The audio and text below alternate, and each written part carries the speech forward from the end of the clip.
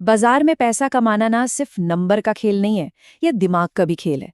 आज हम उन 4 साइकोलॉजिकल ट्रैप्स को समझेंगे जो अच्छे अच्छे इन्वेस्टर्स को भी बड़ी गलतियां करने पर मजबूर कर देते हैं।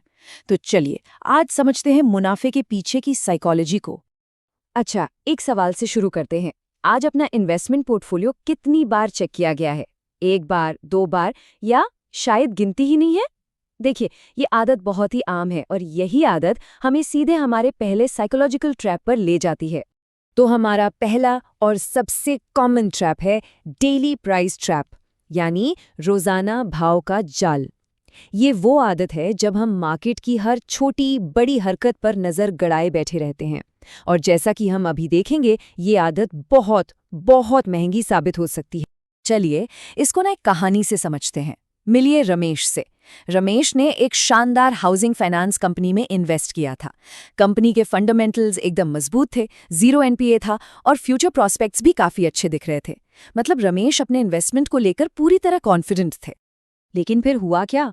रमेश ने 150 रुपए पर स्टॉक खरीदा, पर जैसे ही कीमत गिरकर 115 रुपए पर आई, वो घबरा गए। उन्होंने 145 रुपए पर बेचकर सोचा कि चलो बड़े नुकसान से तो बच गए। लेकिन असल में क्या हुआ? उन्होंने 200% का सीधा सीधा मुनाफा गंवा दिया, क्योंकि अगले सिर्फ 10 महीनों में वही स्टॉक 460 रुपए पर पहुंच गया था। अब देखिए, इसी ट्रैप का एक दूसरा एंगल भी है। ये हमें रोहित की कहानी से पता चलता है। रोहित ने भी उसी स्टॉक में पैसा लगाया था, लेकिन उनकी गलती थोड़ी अलग थी। रोहित ने लगभग 125 रुपए पर खरीदा और स्टॉक को डबल होते हुए, मतलब 250 रुपए तक जाते हुए देखा। लेकिन 100% का प्रॉफिट देखते ही वो बेचैन हो गए। वो रोज भाव देखते थे और इस डर में थे कि कहीं ये मुनाफा हाथ से चला ना जाए। बस इसी डर में उन्होंने सब बेच दिया। नतीजा, वो अगली बड़ी छलांग से चूक गए, जो स्टॉक को 450 तक ले गई। तो यहाँ पर जो सबसे ज़रूरी बात है वो ये है कि ये ट्रैप 2 तरह से काम करता है। या तो निवेशक डर के मारे एक अच्छी कंपनी को एक छोटी मोटी गिरावट में बेच देता है, या फिर वो इस डर से अपना मुनाफा बहुत जल्दी बुक कर लेता है कि कहीं ये हाथ से निकल ना जाए। दोनों ही मामलों में इमोशंस लॉजिक पर हावी हो जाते हैं। तो ये तो हुई पहले ट्रैप की बात। अब आते हैं दूसरे पर, परचेज प्राइस एंकर। ये एक ऐसी दिमागी रुकावट है जहां इन्वेस्टर अपनी खरीदी हुई कीमत पर ही अटक जाता है और फिर सही फैसला नहीं ले पाता। बात है 2011 की। एचसीएल टेक्नोलॉजीज में 500 रुपए पर इन्वेस्ट किया गया। और ये फैसला क्यों लिया गया? क्योंकि फंडामेंटल्स एकदम मजबूत थे, सब कुछ सही लग रहा था। लेकिन फिर स्टॉक गिरने लगा, गिरकर 400 रुपए पर आ गया और बस वहीं से चिंता शुरू हो गई। सबसे मजेदार बात यह थी कि कंपनी के तिमाही नतीजे तो शानदार थे, फिर भी सिर्फ कीमत गिरने से घबराहट पैदा हो गई। तो इन्वेस्टर ने क्या किया? 450 रुपए पर स्टॉक बेच दिया और मन में खुश हुए कि चलो, जो ओरिजिनल परचेज प्राइस से लॉस हो रहा था उसे कम कर लिया। लेकिन देखिए, मार्केट ने क्या जबरदस्त सबक सिखाया। सिर्फ अपनी खरीदी हुई कीमत पर अटके रहने का नतीजा ये हुआ कि 3 गुना रिटर्न हाथ से निकल गया। वो स्टॉक अगले 2 सालों में 1500 रुपए तक पहुंच गया था। और यही, यानी गलत चीज पर फोकस करना, हमें हमारे तीसरे ट्रैप की तरफ ले जाता है, पूरे मार्केट की दिशा का अंदाजा लगाने की कोशिश करना। ये वो सवाल हैं जो ज्यादातर इन्वेस्टर्स के दिमाग में घूमते रहते हैं। मार्केट क्रैश तो नहीं हो जाएगा? सेंसेक्स का अगला टारगेट क्या है?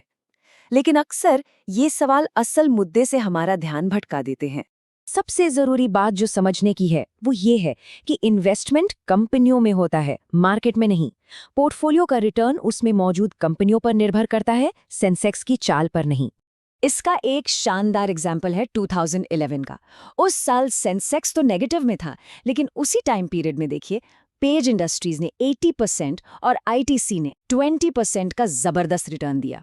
ये साफ बताता है कि अच्छी कंपनियां मार्केट के ट्रेंड से कहीं ज्यादा मजबूत हो सकती हैं।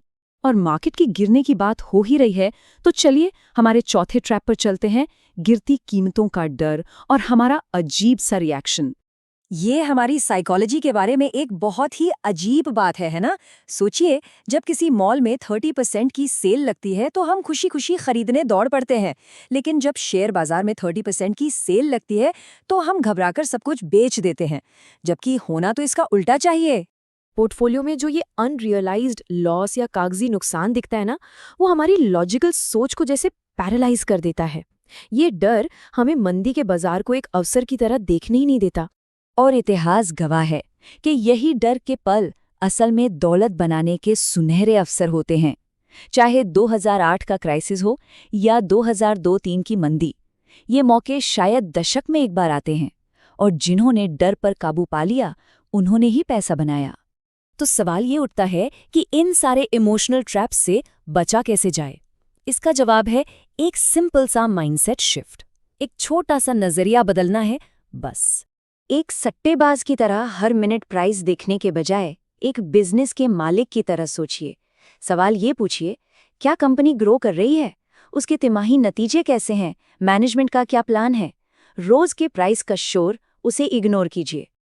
और इस फिलॉसफी को महान निवेशक वॉरेन बफे से बेहतर कौन समझा सकता है? उनका कहना था, अगर आप किसी स्टॉक को 10 साल तक नहीं रख सकते तो उसे 10 मिनट के लिए भी मत खरीदिए। तो सबसे बड़ी सीख यही है, एक स्कोर कीपर बनने के बजाय एक बिजनेस ओनर बनिए।